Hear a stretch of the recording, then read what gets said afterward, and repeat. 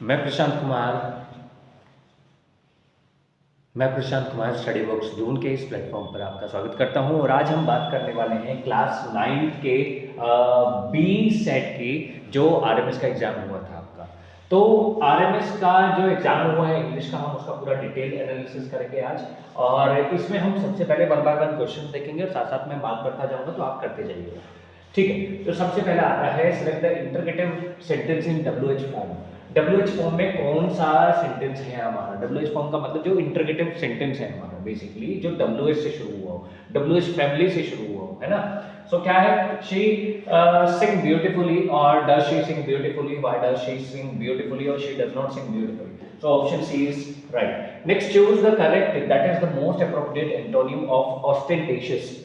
सबसे appropriate antonym क्या है इसका? मॉडेस्ट। नेक्स्ट है select the correct direct speech version. He asked her if she had finished her homework. अब देखो, इफ शी हैड दिया है, इफ शी हैड, अब एक बात ध्यान देनी है, हैड जब यूज हुआ है और इफ जो यूज हुआ है तो हमें सीधा सीधा पता चल गया है कि ये इनडायरेक्ट है, पूछा भी डायरेक्ट स्पीच है। अब डायरेक्ट स्पीच पूछा है तो डायरेक्ट में क्या होगा? इन्वर्टेड का यूज होगा, प्लस हेड दिया है तो ये किस में होगा? डेड में होगा। डेड वाला हमारा एक ही है, वो है B option. Identify the correct used adjective in the sentence. सबसे जो करेक्ट यूज एडजेक्टिव है वो इस सेंटेंस में बताइए। The committee found the solution more effective than the previous one. So क्या एडजेक्टिव यहां पर यूज है? More effective. Effective is the right answer, C. Because then हमें देखने को मिल रहा है, देन से पहले हम एडजेक्टिव यूज करते हैं, और मोर इफेक्टिव देखा जाए तो हमारा कंपैरेटिव डिग्री एडजेक्टिव है। Okay, next. ओके, ये सब ना जैसे ही हम आगे करते हैं तो ये हट जाएगा, है ना। आई थिंक ये हट जाएगा। चलिए, इसके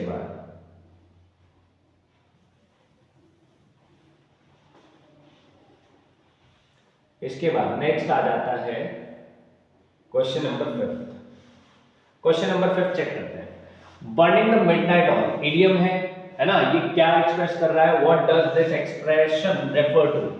बर्निंग मिडनाइट ऑयल का मतलब है कि आप लेट नाइट तक बहुत ज्यादा मेहनत करें, उसके लिए हम कैसे है? वर्किंग और study late into the night, है ना। तो वर्किंग और स्टडी लेट नाइट, तो लेट नाइट अगर आप मेहनत करते हैं तो उसको हम कहते हैं burning the midnight oil. Next, choose the correctly ordered sentence. आपको करेक्टली ऑर्डर्ड सेंटेंस यहां पर बताना है। नेक्स्ट, आपको करेक्टली ऑर्डर्ड सेंटेंस बताना है। She has never before seen such a beautiful painting. She never has been before such a beautiful painting. Before she has never seen such a beautiful painting, और she has never seen before such a beautiful painting. So which one is correct? जल्दी से बताइए क्या हो सकता है, क्या हो सकता है? She has, B option is right, B option यहां पर सही है। नेक्स्ट है choose the correct determiner. Determiner आपको चूज करना है। सबसे पहली बात, डिटरमिनर होते क्या है? डिटरमिनर बेसिकली वो होते हैं जो नाउन से पहले यूज होता है। इसको इन सिंपल वर्ड्स में हम समझ सकते हैं, जो नाउन से पहले यूज होता है। बाकी उसमें होता बहुत सारे, उसमें आर्टिकल्स होते हैं, क्वांटिफायर्स होते हैं, बहुत सारी चीजें होती हैं। So I have read many books, much books, little और fewest. Which one is correct? अब देखो, मच तो यूज हो नहीं सकता, लिटिल भी यूज नहीं हो सकता। क्यों नहीं यूज हो सकता? क्योंकि मच को अगर हम देखें और लिटिल को हम देखें तो ये किसके लिए यूज होता है? ये अनकाउंटेबल के लिए यूज होते हैं, है ना। और फ्यूएस्ट तो नहीं यूज होगा, फ्यूएस्ट हम यूज नहीं करेंगे क्योंकि किसी से सुपरलेटिव नहीं बता रहा है ना। तो मैनी यहाँ पर सही आंसर होगा, तो मैनी यहाँ पर सही आंसर होने वाला है। नेक्स्ट है choose the correctly ordered sentence. आपको करेक्टली ऑर्डर्ड सेंटेंस यहाँ पर बताना है। सो क्या है? Quickly the boy run to school. Next है the boy run quickly to school. Run quickly the boy to school run the boy. B option right है इसका। सो बी ऑप्शन इज राइट। आप जल्दी से आंसर चेक कीजिए फिर हम आगे चल रहे हैं। जल्दी से आंसर चेक कीजिए फिर हम आगे चल रहे हैं। ओके, नेक्स्ट चेक करते हैं। नेक्स्ट चेक करते हैं।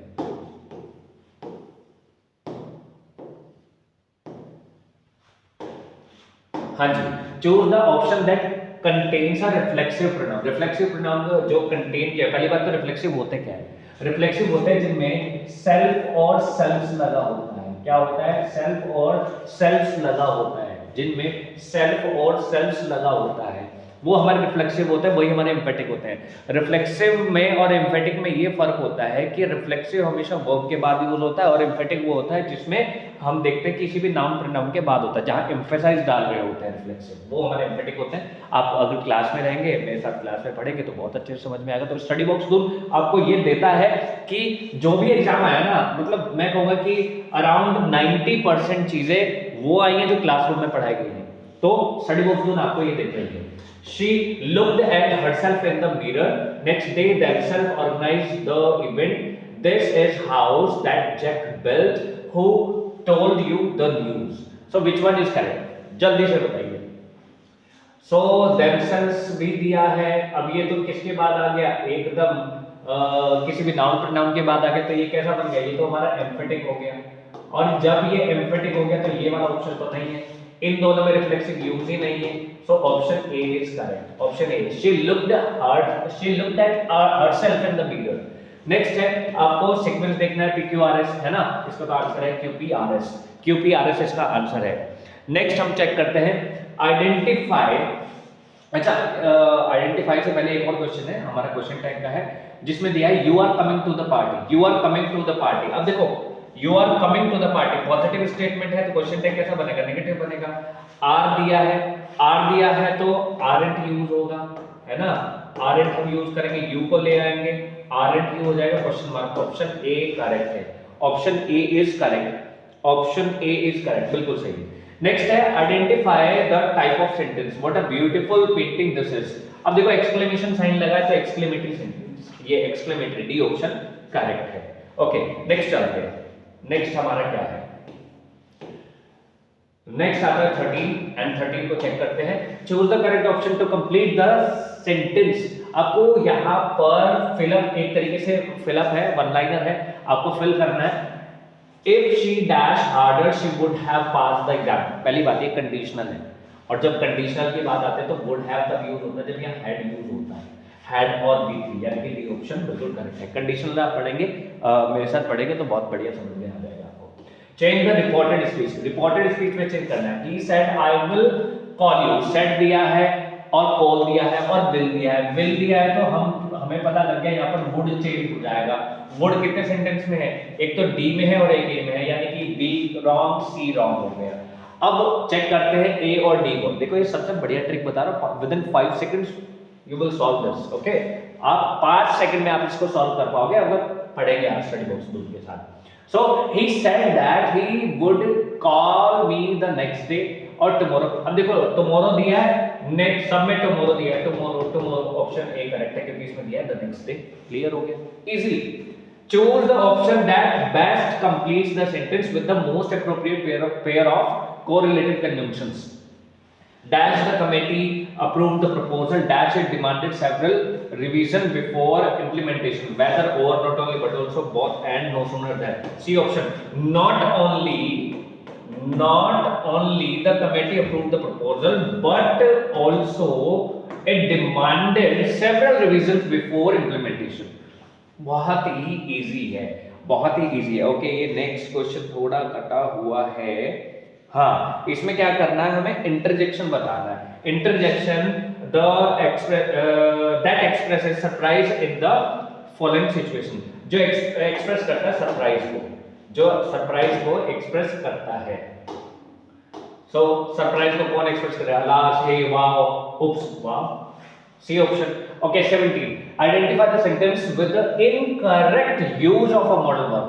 Incorrect use of modal verb यहां पर है। She can speak their 3 languages। You must to option B. Check करते हैं अभी COD भी देख लेते हैं। We may go to the park this evening। Okay, he should apologize for his mistake। B option correct है, B ऑप्शन करेक्ट है। Next, choose the sentence in which the article is used correctly।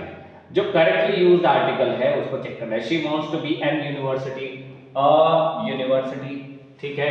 इसके बाद a university professor हो गया। The Mount Everest is the highest peak in the world। आज second लग रहा है, ठीक है। He is reading नहीं, the Mount Everest है ना, नहीं।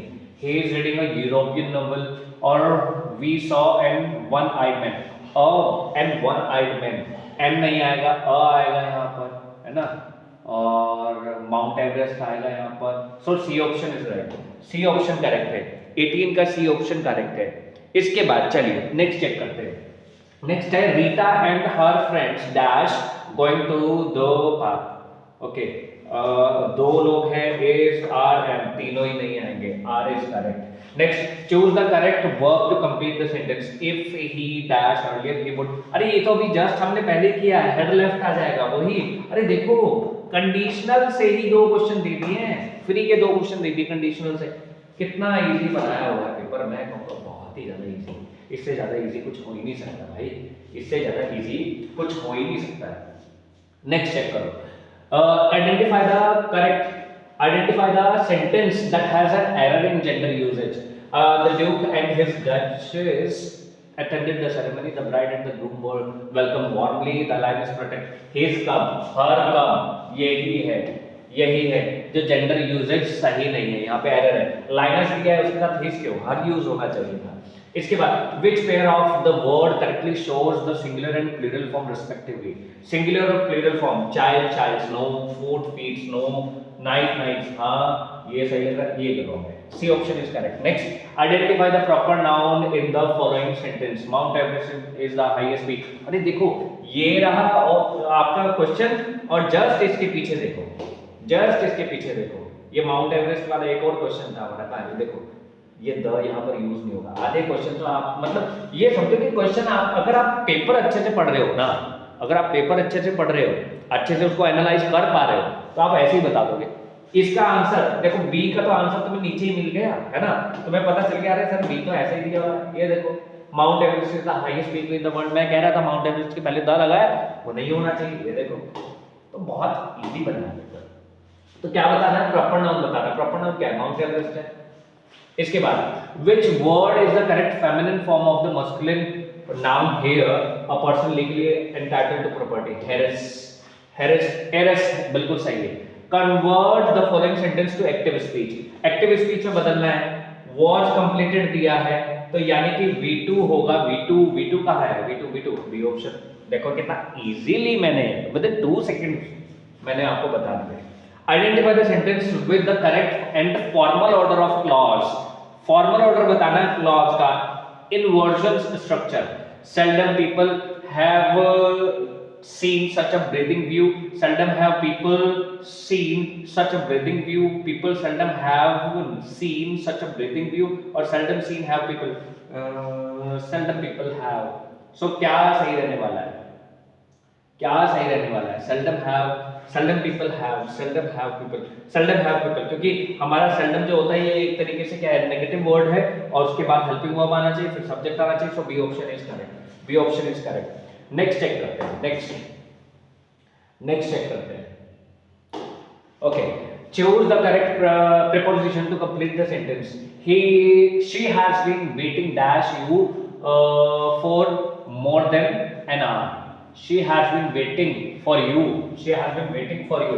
in the sentence hardly had she finished speaking when the lights went out, the adverb hardly is function as, hardly क्या function कर रहा है, hardly किस तरीके से function कर रहा है, इसको चेक करो, hardly किस तरीके से function कर रहा है।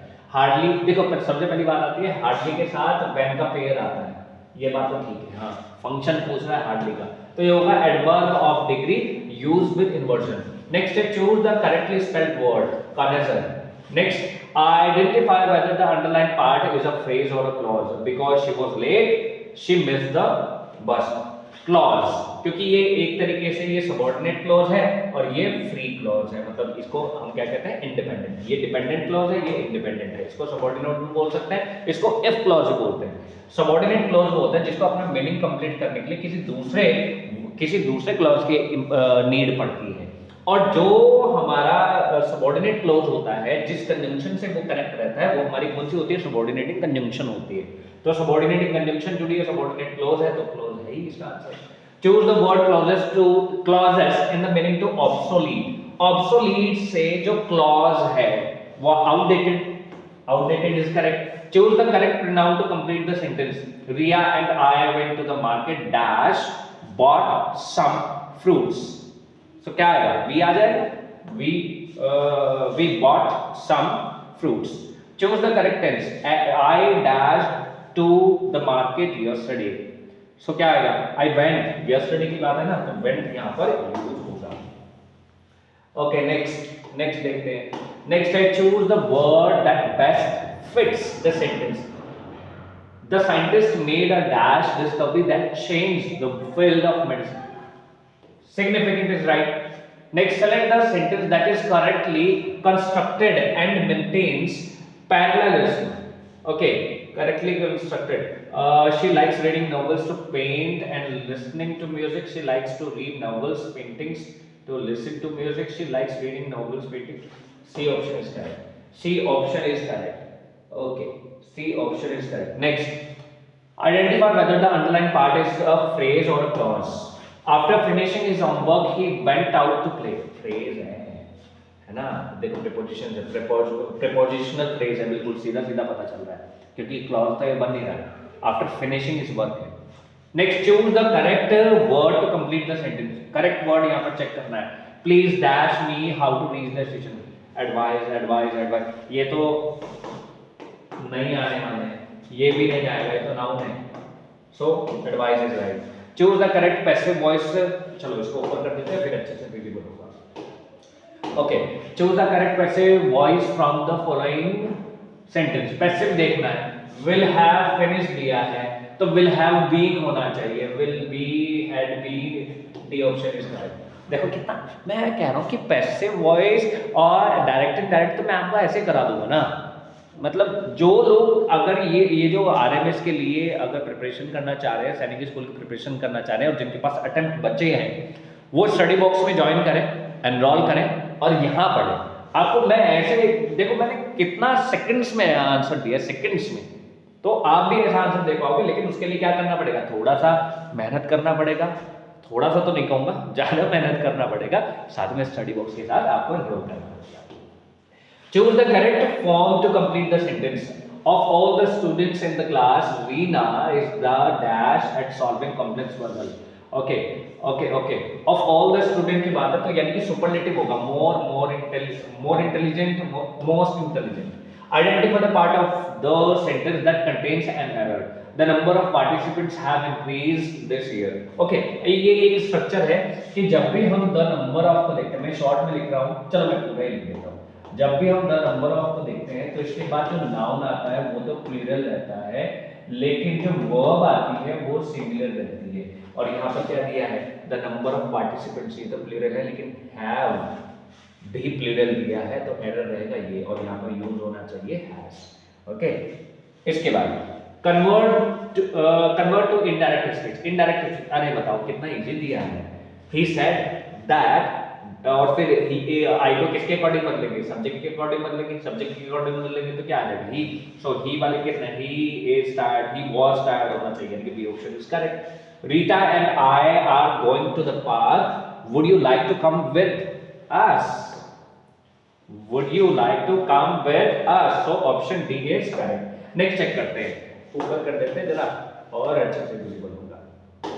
Okay, to hit the nail on the head. To make a, आपको फ्रेज का मतलब बताना है. What does the phrase mean? To make a careless mistake, to get hurt accidentally, to describe exactly what is causing a situation और problem, to start something without planning. Okay, so which one is correct? I think C option is correct. C option is correct. Okay, हाँ, check करके बताओ भाई. To make a careless mistake, to get hurt, हाँ, C option correct है. To describe exactly what is causing a situation और problem. Okay, next check करते हैं. Correct the following passive voice. अच्छा, पैसिव वॉइस बताना है. The rule should be followed by everyone, है ना.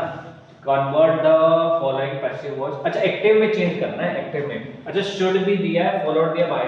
एवरीवन से शुरू होगा, यानी कि डी ऑप्शन तो गया. एवरीवन से शुरू होना चाहिए ना. बाय दिया है, बाय प्लस एजेंट दिया है, तो एजेंट कहाँ चला जाएगा? सब्जेक्ट में चला जाएगा. शुड बी फॉलोड दिया है तो शुड फॉलो होना चाहिए. ऑप्शन ए करेक्ट होगा, क्योंकि बी दिया है. जब भी मॉडल वर्ब में हम पैसिव को चेंज करते हैं तो कोई भी मॉडल वर्ब होगा उसके साथ बी और V3 यूज कर देते हैं. वही तो दिया है, मॉडल वर्ब बी और V3. हमें क्या करना है, जब हम उसको एक्टिव में देखते हैं तो क्या होता है कि कोई मॉडल वर्ब होता है, उसके बाद V1 होता है, वही है मॉडल वर्ब V1। चलो इसके बाद which of the following in the interrogative form of the affirmative sentence she can solve this puzzle. अच्छा, इसने कहा इंटरोगेटिव फॉर्म में बदलना है ना। Which of the following is the interrogative form of the affirmative sentence का affirmative का option A. Okay चलो अब आ गया हमारा पैसेज, और पैसेज को हम करते हैं जल्दी से, चलो देखते हैं। ओके पैसेज तो आपने पढ़ लिया है ना, जॉर्ज गुटेनबर्ग का ये पैसेज है ना, पूरा अच्छे से आपने पढ़ा होगा। चलो देखते हैं फिर इसको। वेट,